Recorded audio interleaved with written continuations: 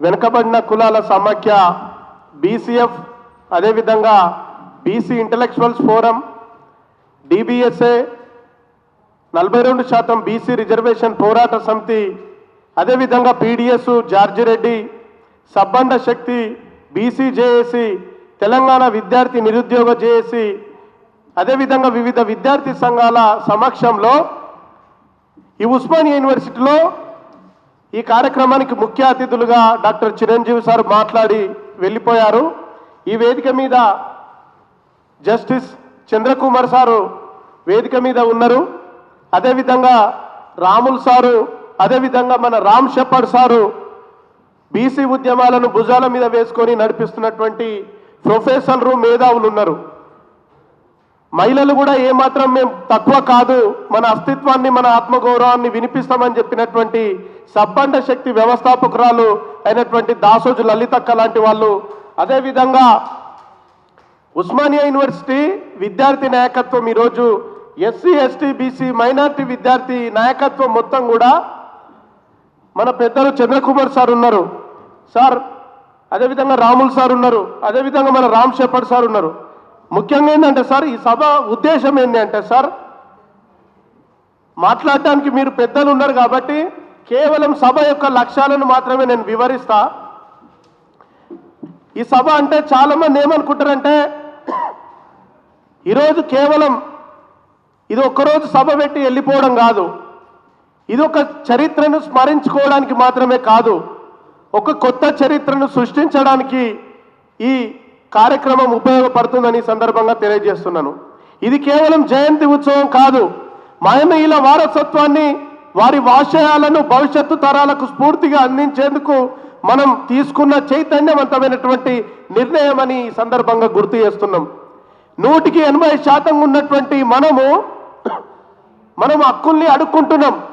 హక్కుల్ని అడుక్కోవడం కాదు, మనమందరం ఏకమైతే రాజ్యం సాధ్యమవుతుందనేటువంటి విషయాన్ని ఈ సభలో చర్చించుకోవడం కోసం ఈ సభ నిర్వహిస్తున్నాం అనేటువంటి విషయాన్ని ఈ సందర్భంగా తెలుసుకుంటున్నాం.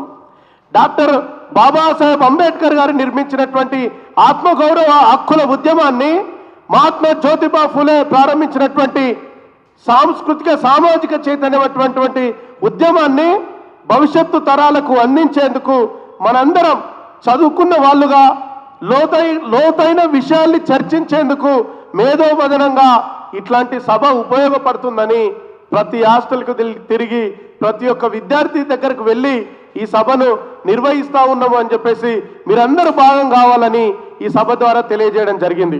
అయితే ఈ సభ ద్వారా మేధావులు, ప్రొఫెసర్లు ఉన్నారు కాబట్టి ఒక 20 తీర్మానాలు ఈ సభలో 20 లక్ష్యాలను ఈ సభలో ఏర్పాటు చేయడం జరిగింది. ఏంటి అంటే ముఖ్యంగా 180% ఉన్నటువంటి బహుజనులం మన ఐక్యతతో మనం ఐక్యంగా ఉంటే బహుజన రాజ్యాధికారానికి సాధ్యమవుతుంది.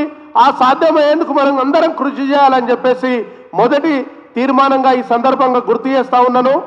రెండవది ఏంటి అంటే ఫూలే అంబేద్కర్ గారి ఆశయాలను ప్రతి ఇంటికి తీసుకువెళ్లేందుకు ఈ సభ ఉపయోగపడుతుందని సందర్భంగా తెలియజేస్తా ఉన్నాను. సామాజిక న్యాయం కోసం నిరంతరం పోరాటం చేయాలని చెప్పేసి కూడా ఈ సభ తీర్మానాల్లో భాగస్వామ్యం చేయడం జరిగింది. అదేవిధంగా బీసీలకు 42% రిజర్వేషన్ల సాధనకు ఉద్యమాన్ని బలోపేతం చేయాలని చెప్పేసి కూడా ఈ తీర్మానాల్లో ఉన్నది. అదేవిధంగా రాజ్యాంగ హక్కులపై ప్రజల్లో స్పష్టమైన అవగాహనను కల్పించాలి.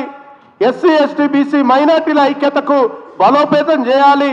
అదేవిధంగా ముఖ్యంగా మందకృష్ణన్ అన్నట్టు కులం రద్దు అంశంపై విస్తృతమైనటువంటి చర్చ జరగాలి, కుల నిర్మూలన జరగాలి అనేటువంటి అంశాన్ని కూడా ఈ సభలో తీర్మానాన్ని ఏర్పాటు చేయడం జరుగుతుంది. అదేవిధంగా బహుజన సంఘాల మధ్య కూడా సమన్వయాన్ని పెంచుకోవాలని చెప్పేసి కూడా ఈ సభ ద్వారా తీర్మానం చేయడం జరుగుతూ ఉన్నది. అదేవిధంగా వెనుకబడిన వర్గాల సమస్యలకు రాజకీయ పరిష్కారం కోసం కూడా కృషి చేయాలని చెప్పేసి కూడా ఈ సభ లక్ష్యాల్లో పేర్కొనడం జరిగింది. అదేవిధంగా బహుజనులు విద్య, ఉద్యోగ, ఆర్థిక, రాజకీయ రంగాలలో ముందుండేందుకు మనం ఎట్లాంటి కార్యాచరణ తీసుకుంటే బాగుంటుందో ఆ లక్ష్యాల దిశగా మనం ప్రయాణించాలని చెప్పేసి కూడా ఈ సందర్భంగా తెలియజేస్తా ఉన్నాము. చివరగా మానీయుల చరిత్రను విద్యార్థులకు యువతకు చేరవేసే స్ఫూర్తితో ఇట్లాంటి మానీయుల జయంతోత్సవ కార్యక్రమాలు ప్రతి ఊరున, ప్రతి వాడన, ప్రతి విశ్వవిద్యాలయంలో ఏప్రిల్ నెల అంటే ఏప్రిల్ ఫూల్ నెల కాదు, ఏప్రిల్ పవర్ఫుల్ నెల, మానీయుల నెల అనేటువంటి విషయాన్ని అందరికీ చేరవేసేందుకు ముందుకు తీసుకెళ్ళాలి. అదేవిధంగా బహుజనుల యొక్క స్వాభిమానం, ఆత్మగౌరవాన్ని పెంపొందించేటువంటి విధంగా ఉండాలి. అదేవిధంగా ప్రజల్లో రాజకీయ చైతన్యాన్ని కూడా కలిగించేందుకు ఈ సభల్లో ఇట్లాంటి సభలు ముందుకు తీసుకువెళ్తాయని సందర్భంగా తెలియజేస్తూ, ఈ అంశాల మీద ప్రొఫెసర్లు జస్టిస్ చంద్రకుమార్ సార్ లాంటి వాళ్ళు వచ్చారు కాబట్టి ఇట్లాంటి అంశాల మీద ఈ సభలో చర్చించాలని చెప్పేసి ఈ సందర్భంగా తెలియజేస్తూ, నాకు ఈ అవకాశం ఇచ్చినటువంటి మిత్రులకు హృదయపూర్వకంగా జై భీమ్ను తెలియజేస్తూ ముగిస్తా ఉన్నాను. Thank you. జై భీమ్.